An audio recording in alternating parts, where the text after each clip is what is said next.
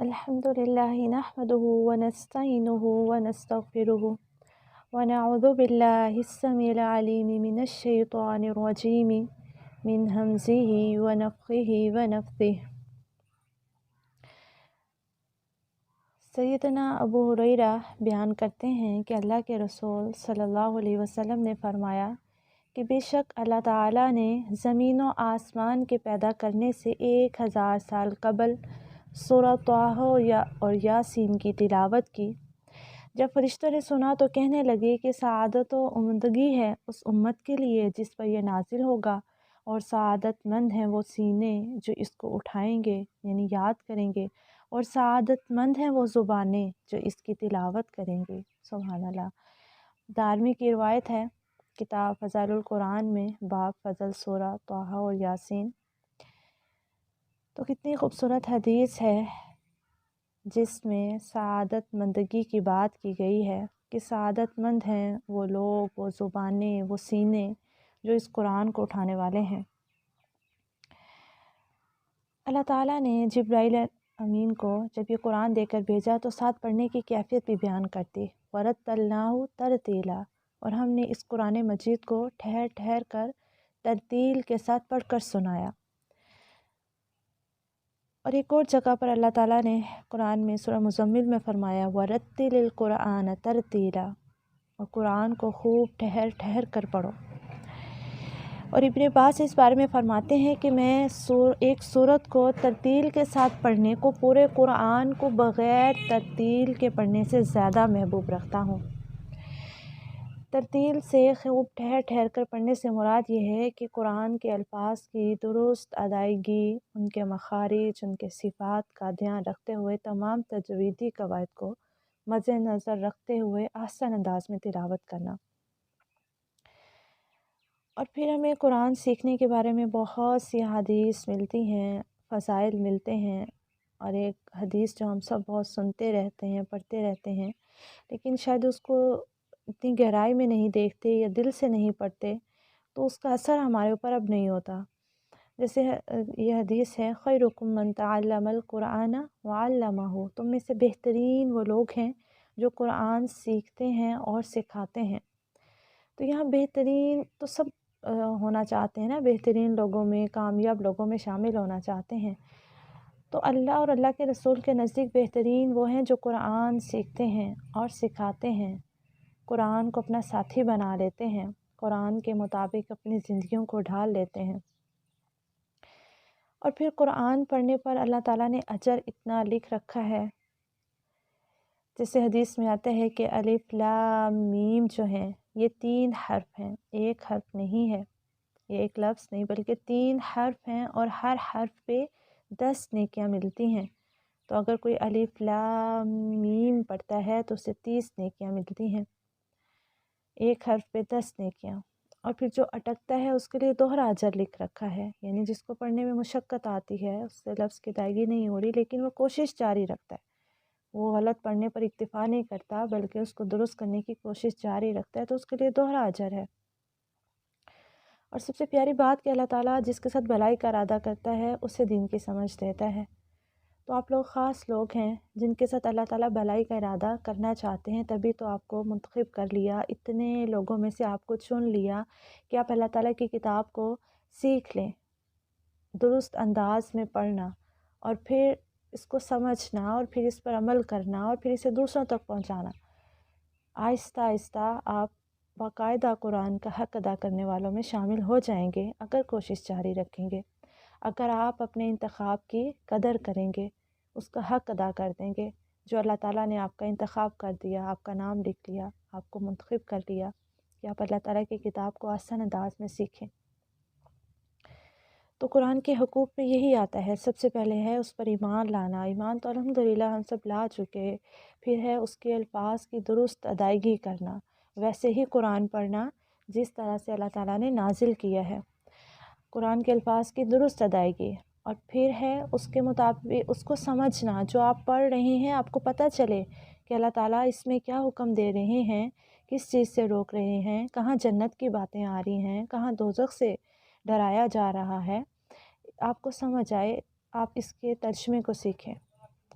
اس کی تفسیر کو سیکھیں اور پھر اس کے مطابق عمل کرنے لگ جائیں. جو آپ پڑھ چکے ہیں، جو اللہ تعالیٰ کے حکم ہے، سمعنا و اطعنا کا ثبوت دیں کہ ہم نے سنا اور ہم نے اطاعت کی.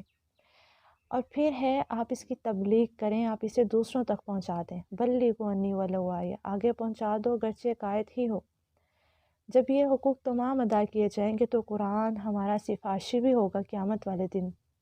ہمارے حق میں سفارش کرے گا، یہاں تک کہ اپنی سفارش کو اللہ تعالیٰ کے یہاں منوا لے گا اور جنت تک لے جائے گا.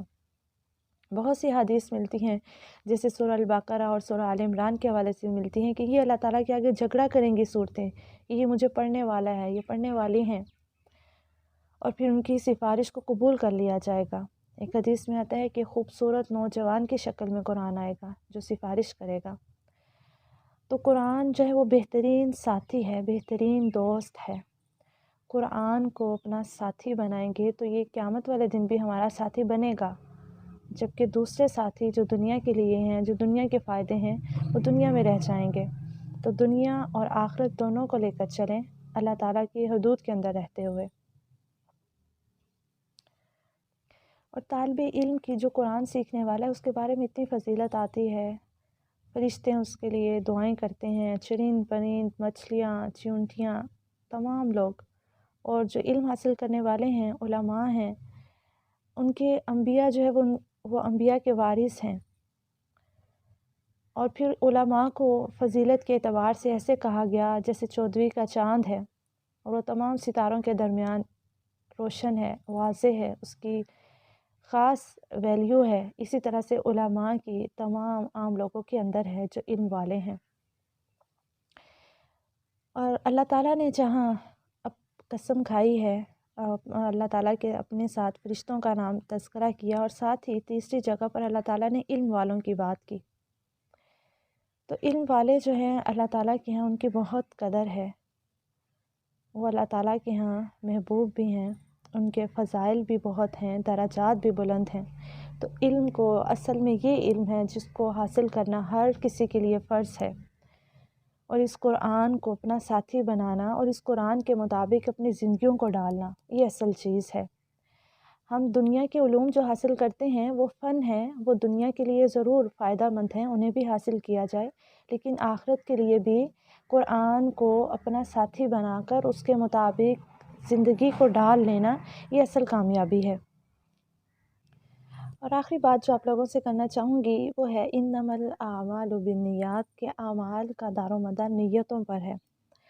نیت جو ہے ہر عمل سے کرنے سے پہلے کے بھی کام ہے، اور عمل کر لینے کے بعد بھی نیت کو درست کرتے رہنے والا کام ہے. نیت کی درستگی بہت زیادہ ضروری ہے. ہم اللہ تعالیٰ کی رضا کے لیے عمل کر رہے ہوں، اور پھر وہ سنت رسول صلی اللہ علیہ وسلم کے مطابق ہو اور ریاکاری سے پاک ہو، تو ایسا عمل اللہ تعالیٰ قبول فرماتے ہیں. اور پھر جس میں اخلاص ہو تو وہ اپنا پھل میٹھا لاتا ہے اور بہت زیادہ لاتا ہے. تو ہر عمل کے اندر اخلاص، احسان اور خوبصورتی کو ضرور لے کر آنا ہے. محبت سے عمل کو کرنا ہے.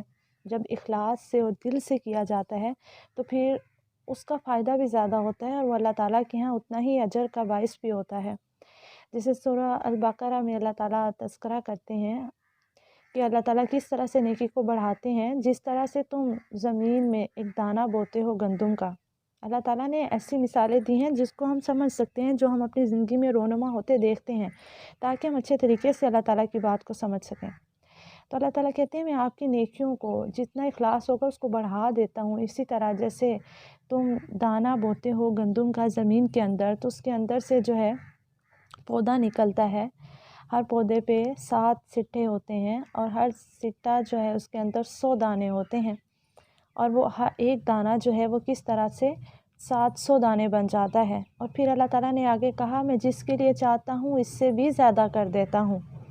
تو یہی اخلاص کی بات ہے. جو جتنی اخلاص سے محبت سے عمل کرے گا اللہ تعالیٰ اس کا اجر اتنا ہی بڑھاتا رہے گا، اتنی اس میں برکت آتی رہے گی. تو ہم قرآن سیکھنے کے لیے اکٹھے ہوئے ہیں، تو اس کو بہت اخلاص سے، محبت سے اور اچھی نیت سے کرنا ہے، اور اس کو فرسٹ پریورٹی پہ رکھنا ہے. یہ نہیں کہ ہم دنیاوی کاموں کو کرتے رہیں اور ہم کہیں کہ ہمارے پاس تو وقت نہیں ہے، ہم نہیں کر سکیں گے، اور ہم درمیان میں چھوڑ دیں، یا پھر ہم توجہ سے نہ کریں. درمیان میں دوسرے کام کر رہے ہیں، ساتھ میں اس کو لے کر چل رہے ہیں، تو اس طرح سے نہیں، بہت محبت سے اور بہت اچھے سے اس کا وقت نکالنا ہے، خود بھی اس کو سیکھنا ہے اور پھر ذمہ داری سمجھنا ہے۔ ہم نے دوسروں تک اللہ تعالیٰ کے کلام کو پہنچانا ہے۔ آج کی اتنی پینفل بات ہے کہ ہمارے ہاں بہت سے مسلمانوں کو قرآن کا ترجمہ اور تفسیر تو دور کی بات، قرآن کے الفاظ کی درست ادائیگی بھی نہیں آتی۔ تو یہ ہماری ذمہ داری ہے کہ ہم سیکھیں، اپنی اولادوں کو، اپنے گھر والوں کو اور باہر کے لوگوں کو ہم سکھائیں قرآن کے الفاظ کی درست ادائیگی، اور پھر اس کا ترجمہ اور اس کی تفسیر تک پہنچے کہ قرآن کہتا کیا ہے، ہم نے اس کے مطابق جو ہے اپنی زندگی کو کیسے ڈالنا ہے۔ تو یہ خاص بات تھی اور آخری بات تھی کہ اپنی نیتوں کو ضرور درست کرنا ہے اور اخلاص کے ساتھ ہر عمل کرنا ہے۔ اللہ تعالیٰ ہمارے اس سلسلے کو برکت والا بنائے جو ہم شروع کرنے جا رہے ہیں۔ اللہ تعالیٰ سے بہت سی دعائیں ہیں اور آپ سب بھی دعائیں جاری رکھیں اور ہم اچھے طریقے سے مل کر اس کورس کو اختتام تک پہنچانے والے ہوں۔ السلام علیکم ورحمۃ اللہ وبرکاتہ۔